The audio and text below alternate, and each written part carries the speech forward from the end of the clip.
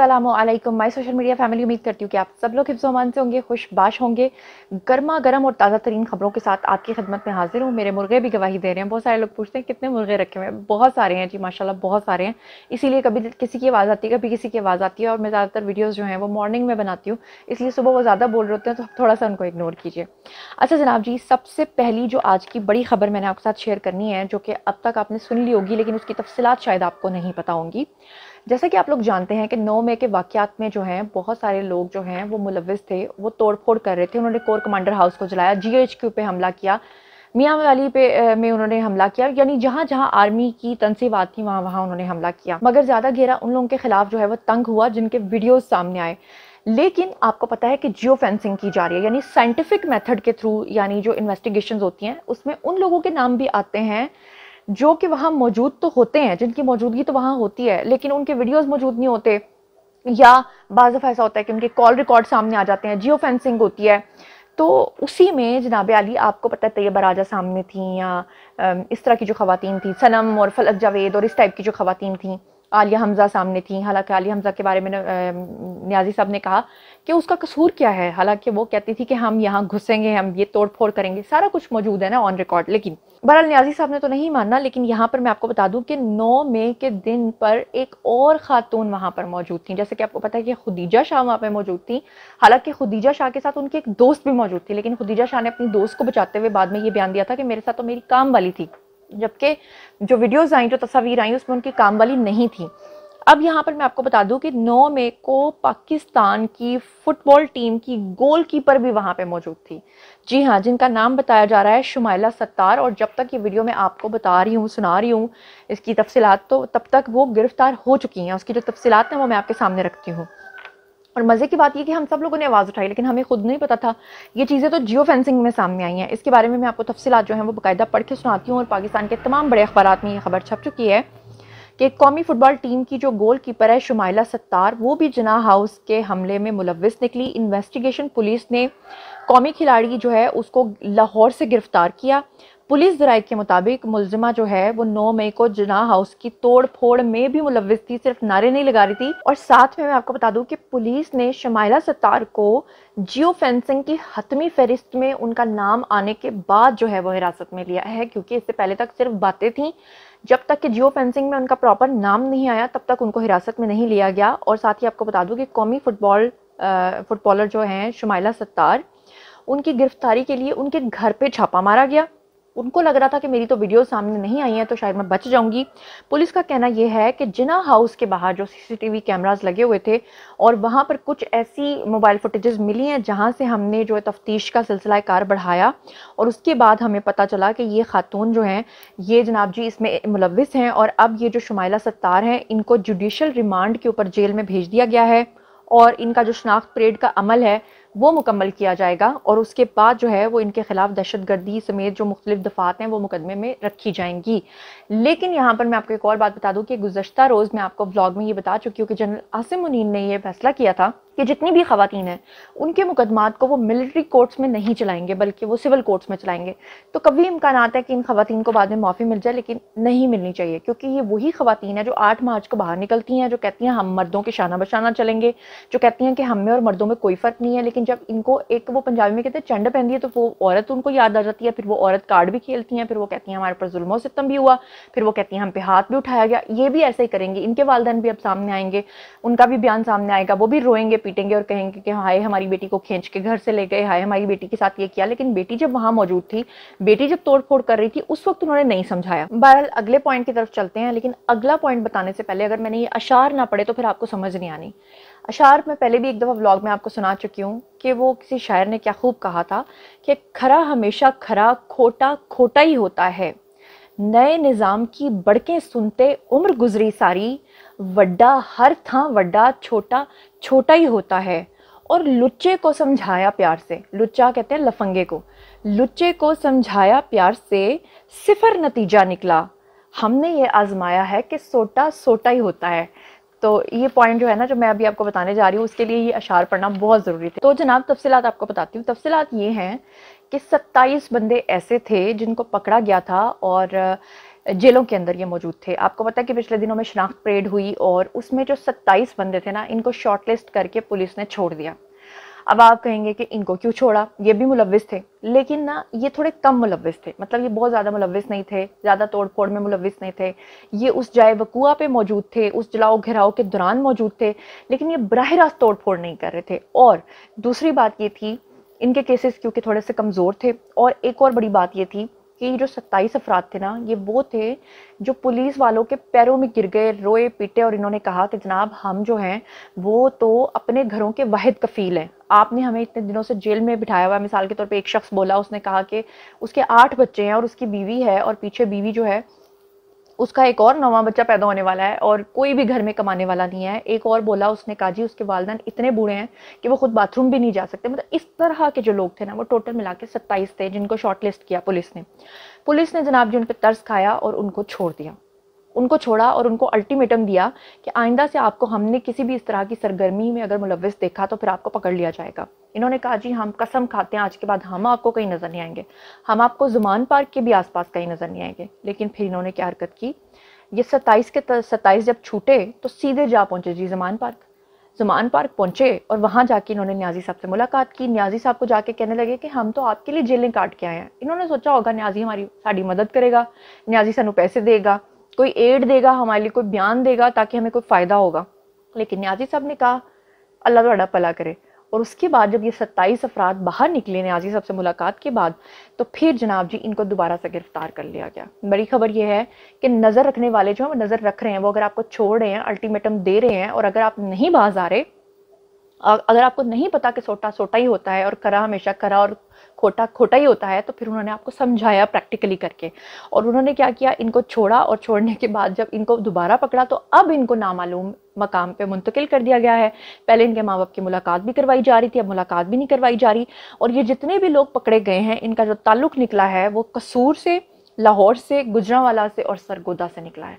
तो जनाब अली अब ये नामालूम मकामात पे जा चुके हैं, और इन्होंने जो ट्रस्ट तोड़ा है, जो ब्रीच किया इन्होंने मुआहिदा, उसके तहत अब इनको कोई माफ़ी नहीं मिलनी। अब चलते हैं जी अगले पॉइंट की तरफ। अगला पॉइंट है जी अताउल्लाह ईसा खेलवी के बारे में। अताउल्लाह ईसा खेलवी, कमीज़ तेरी काली ते सोने फुल्लां वाली, और वो जो कहते रहे हैं कि न्याजी साड़ी जान है ते साड़ी शान है। अब वो क्या फरमा रहे हैं न्याजी साहब के बारे में? वो कह रहे हैं कि न्याजी साहब को लान तान करना शुरू हो गए हैं। वो कह रहे हैं कि वो एक धब्बा है। मैं चाहती हूँ कि मैं खुद से कोई वर्ड ना बोलूँ, मैं आपको पढ़ के सुनाती हूँ मिनोअन के क्या कह रहे हैं वो। जी तो सुनिए, अताउल्लाह ईसा खेलवी के वर्ड्स में वो कहते हैं कि सानेहा 9 मई के बाद मुझे इमरान खान को सपोर्ट करने पर अब शर्मिंदगी महसूस होती है। उन्होंने कहा कि तरीके इंसाफ को बेहद मैंने सपोर्ट किया, लेकिन मैं बेहद शर्मिंदा हूँ। वो कहते हैं कि मैंने इमरान खान के लिए पार्टी नगमे बनाए, मैं इस पे भी शर्मिंदा हूँ। वो कहते हैं कि हम 9 मई के वाक़यात की पुरजोर मजम्मत करते हैं और पाक फ़ौज के शाना बशाना खड़े हैं। वो कहते हैं कि पाक फ़ौज है तो पाकिस्तान है, और अगर पाकिस्तान है तो हम सब हैं। और साथ में वो कहते हैं कि हम पाक फ़ौज को दिलो जान से जो है वो मोहब्बत करते हैं। उन्होंने मज़ीद ये कहा कि जो कोई भी 9 मई के वाक़यात में मुलव्विस है, उनको सख्त से सख्त सज़ा दी जाए और कैफ़रे किरदार तक पहुँचाया जाए। और साथ ही वो कहते हैं कि जो कुछ भी न्याजी साहब ने किया है, इसके बाद पाकिस्तान के 22 करोड़ अवाम ना सिर्फ शदीद रंजीदा हैं, बल्कि पूरी कौम का सर जो है वो शर्म से झुक गया है। साथ ही वो कहते हैं कि जिन्होंने अपनी हथेली पर रखकर वतन अजीज़ के एक एक इंच को दुश्मन से बचाया, जिन्होंने दहशत गर्दी का खात्मा करने के लिए जाम शहादत नोश किया, 9 मई को जिस तरह उनकी बेहुरमती की गई, वतन से मोहब्बत करने वाला कोई शहरी ये सोच भी नहीं सकता जो कुछ न्याजी साहब ने किया है। और अब चलते हैं जी अगले पॉइंट की तरफ। अब अगला पॉइंट बताने से पहले ना मैंने अपने पेट पे हाथ रख के काफ़ी हंस लिया है, क्योंकि उन न्याजी साहब जो है ना, वो मुझे लगता है कुछ पेज थोड़ा ढीला है। उनको अंदाज़ा ही नहीं है कि क्या कर गए हैं वो, क्या कर चुके हैं वो, और क्या भुगतने वाले हैं वो। और वो क्या कह रहे हैं, अभी उन्होंने उनका लेटेस्ट बयान आया है, और यहाँ पे स्क्रीन के ऊपर आपको नज़र आ रहा होगा। ऊपर की सुर्खी को भी पढ़िएगा और नीचे की सुर्खी को भी पढ़िएगा, मैं पढ़ के सुनाती हूँ। वो कहते हैं कि पुराने आर्मी चीफ का कोर्ट मार्शल चाहता हूँ। दोबारा से मुलाहिजा फरमाइए, पुराने आर्मी चीफ का कोर्ट मार्शल चाहता हूँ और नए आर्मी चीफ से मिलना चाहता हूँ, और मेरी कमीनगी देख मैं क्या चाहता हूँ। कोई थानू मिलन नहीं रहा और तुसी कह रहे हो कि मैं इसका कोर्ट मार्शल चाहता हूँ। यानी अभी तक वो बादशाहत नहीं गई, उनको ये नहीं पता कि मैनू तख्त तो ला के, चौकी चौकी तो ला के, थल्ले ज़मीन ज़मीन तो ला के, गड़ा खोद के ऊपर मिट्टी डालने वाले हैं। वो कह रहे हैं मेरी सादगी देख मैं क्या चाहता हूँ। अच्छा, यहाँ पे ना मैं आपको एक क्लिप सुनवाना चाहती हूँ फिरदौस आशिकवान का। यानी पुराने आर्मी चीफ जनरल बाजवा का कोर्ट मार्शल चाहते हैं, नए आर्मी चीफ से मिलना चाहते हैं, लेकिन माजी में ये जो इनकी पूरी काबीना थी, इनको बिठाकर वो कहते थे कि अगर बाजवा ना होता तो मेरी हुकूमत 6 महीने भी नहीं चल सकती थी। ये एविडेंस के तौर पे आप खुद सुन लीजिए फिरदौस आशिकवान क्या कह रही हैं। चेयरमैन पीटीआई तो आज ये बताते हैं कि जो हुआ ये तो जनरल बाजवा ने करवाया, मैं तो नहीं करना चाहता था, वो सारे इल्जाम तो जनरल बाजवा के ऊपर डालते हैं। उसी कैबिनेट में बैठ के वो कहते थे कि जनरल बाजवा जो है अगर ना होता तो मेरी हुकूमत 6 महीने नहीं चल सकती थी। हमें उसी कैबिनेट में बताया करते थे वो कि मेरी हुकूमत 6 महीने नहीं चल सकती। वो टेपे निकाल ले वहां। हाँ, ऑफ कोर्स उनको वो अप्रिशिएट करते थे ना कि मैं इन डायरेक्टली वो कन्फेशन करते थे कि मैं इतना नाअहल नालायक था, मेरी टीम इतनी नाअहल नालायक थी, मुझे तो कुछ आता नहीं था। तो मैंने जिन लोगों ने कभी काउंसलर का इलेक्शन नहीं जीता था, मैंने उनको 3-3 मिनिस्ट्रियां दी थी। तो वो तो परफॉर्म नहीं कर पा रहे, वो तो डिजास्टर कर चुके हैं। तो अगर अब मैं कोई थोड़ा लूली लंगड़ी गवर्नमेंट को लेके चल रहा हूं तो उसके पीछे फिर मुझे सपोर्ट है, वरना मैं तो कब का घर जा चुका होता। अच्छा जी, अब मैं आपको न्याजी साहब के एविडेंस के तौर पे कुछ क्लिप्स जो हैं वो दिखाना, सुनाना और बताना चाहती हूँ, क्योंकि अगर अब आप नहीं देखेंगे ना तो नहीं समझ में आपको आएगा। न्याजी साहब का एक वीडियो आपको दिखाती हूँ जिसमें वो ये फरमा रहे हैं कि हमारे लोग तो वो थे ही नहीं जो 9 मई को शामिल थे। यानी आप देखें, खुदीजा शाह को मानने से इनकार कर रहे हैं, सनम जावेद को, फलक जावेद को, तैयबा राजा को, आलिया हमजा को, यास्मिन राशिद को, हसान न्याजी को, कितने सारे लोग हैं। अभी तो वो फुटबॉल टीम की जो हमारी खिलाड़ी है वो भी निकल आई है, लेकिन न्याजी साहब के वही बातें कर रहे हैं। यानी न्याजी साहब का वो क्लिप सुने जो वो कह रहे हैं कि हमारे लोगों ने क्या किया है, हमें बताओ तो सही, किसने क्या किया है, किसी ने कुछ किया तो हमें दिखाओ तो सही। मतलब मेरी समझ से बाहर है कि न्याजी साहब क्या कहना चाह रहे हैं, मुझे कुछ नहीं पता, आप खुद सुनिए। अभी अल्लाह मौका देगा, मैं ये साबित करूंगा, क्योंकि अब तो मुझे डिटेल्स आ गई है सारी, कि हमारे अंदर लोग घुसाए हुए थे जिन्होंने ये प्लान करके ये आगे लगाई है, और ये हर जगह से एक ही आवाज आई, ये हमारे लोग नहीं थे। अच्छा, ये वीडियो आपने सुना, अब दूसरा एक और वीडियो सुनाना चाहती हूँ उसके साथ ही, जिसमें न्याजी साहब ये कह रहे हैं कि हमारे लोग तो छुपे हुए थे। यानी वो टक्कर के लोग जिनको न्याजी साहब ने तैयार किया था, अब वो ये फरमा रहे हैं कि वो लोग तो छुप गए थे 9 मई के दिन, वो तो वहां मौजूद ही नहीं थे। जिन्होंने तोड़फोड़ की है वो फिर वही कहना चाह रहे हैं कि वो एस्टैब्लिशमेंट की तरफ से लॉन्च किए हुए लोग थे। क्या कह रहे हैं जरा ये भी मुलाहिजा फरमाइए। मैंने एक एक से पूछा है, हमारे लोग छुपे हुए थे, क्योंकि वो छुपे हुए हैं जेल में है। मुझे थोड़ा आहिस्ता आहिस्ता लेट पूरी तरह इसकी खबरें मिली हैं, लेकिन जिससे भी मैंने पूछा है उन्होंने एक चीज कही है जी, कि एकदम कोई लोग आते थे और ये एकदम सरों को इश्तियाल दिलवाते थे कि चलो वहां चलो, उधर चलो जी, GHQ चलो, चलो इधर जाके ये जो जहाज चौक पे मियां वाली में इसको आग लगा दो। लोग कह जी अब हैं कौन, वो हमारे तहरीक इंसाफ ने कभी देखे ही नहीं थे। अच्छा, ये भी आपने देख लिया। इसके बाद मैं न्याजी साहब का एक और वीडियो आपको सुनवाना चाहती हूँ, इस पे आपने हंसना नहीं है, ठीक है। न्याजी साहब फरमा रहे हैं, एक तरफ वो कहते हैं कि जी मुझसे बातचीत करो, फिर कहते हैं मुझसे कोई बातचीत नहीं करता। अब उनका एक नया बयान आया है जिसमें वो ये फरमा रहे हैं कि वो समझ रहे हैं, मतलब एस्टैब्लिशमेंट की तरफ उनका इशारा है। वो कहते हैं कि वो समझ रहे हैं कि मैं कमज़ोर हो गया हूँ, और वो समझ रहे हैं कि मैं घबरा गया हूँ, और वो समझ रहे हैं कि मुझे यहाँ पर ज़ुमान पार्क के अंदर अकेला कर दिया गया है, मगर मैं ये कहता हूँ मुझसे बात करो। क्या कह रहे हैं खुद सुन लीजिए। मैंने बड़ी कोशिश की है एस्टैब्लिशमेंट को और आर्मी चीफ को पैगाम देने के लिए, लेकिन वो शायद ये समझते हो कि मैं को कमज़ोर हो गया हूँ, मैं को घबरा गया हूँ, या मेरे क्योंकि लोग नहीं है मेरे ये सारे अंदर मुझे अकेला किया हुआ है, तो शायद मैं इसलिए कह रहा हूँ। मैं आपसे नहीं, जब से मैं हुकूमत से गया हूँ तब से मैं लगा हुआ हूँ कहने के हमारे साथ बातचीत करो। मैंने आप लोगों को कहा था ना, कसम दी थी ना कि आपने हंसना नहीं है, फिर आप लोग हंस रहे हैं ना। चलें, अब मैं आपको जो अगला बयान न्याजी साहब का बताने जा रही हूँ ना, पढ़ के सुनाने जा रही हूँ, इस पे नहीं आपने हंसना, आपको कसम है, ठीक है। ये अगला बयान आप स्क्रीन पे देख रहे हैं। न्याजी साहब कहते हैं कि फौज को पता है कि मैं छुट्टी भी नहीं करता और काम भी करता रहता हूँ। यानी न्याजी साहब बता रहे हैं कि मैं बड़ा कॉम्पिटेंट हूँ, मैनू हजे भी रख लो, मैं छुट्टी भी नहीं करता, तो बड़े कम दी चीज़ां।